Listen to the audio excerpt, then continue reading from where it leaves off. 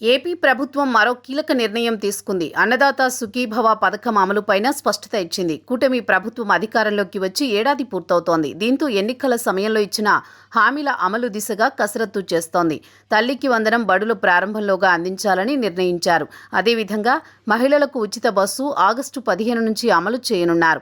ఇదే సమయంలో అన్నదాత సుఖీభవ పథకం అమలుపైన ప్రభుత్వం తాజాగా స్పష్టత ఇచ్చింది. వైసీపీ హయాంలో అమలు చేసిన రైతు భరోసా పథకంకు అన్నదాత సుఖీభవగా కూటమి ప్రభుత్వం పేరు మార్పు చేసింది. ప్రతి ఏటా రైతులకు 20,000 ఆర్థిక సాయం అందిస్తామని ప్రకటించారు.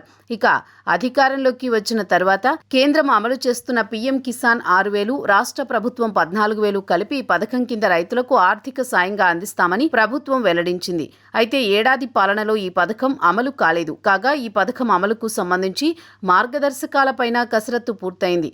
అన్ని జిల్లాలకు ఈ పథకం అర్హతలపైన సూచనలు చేశారు. ఇక ప్రభుత్వం అన్నదాత సుఖీభవ కింద రైతులకు కేంద్రం అమలు చేస్తున్న పీఎం కిసాన్ తో పాటుగా 3 విడతలుగా 14,000 మొత్తాన్ని చెల్లించాలని నిర్ణయించింది. జూన్లో పీఎం కిసాన్ మలి విడత నిధులు జమ చేసే అవకాశం కనిపిస్తోంది. జూన్ 15 తర్వాత కేంద్రం విడుదల చేసే పీఎం కిసాన్ నిధులతో కలిపి రాష్ట్ర ప్రభుత్వం తొలి విడతగా 5,000 రైతుల ఖాతాల్లో జమ చేయాలని నిర్ణయించింది.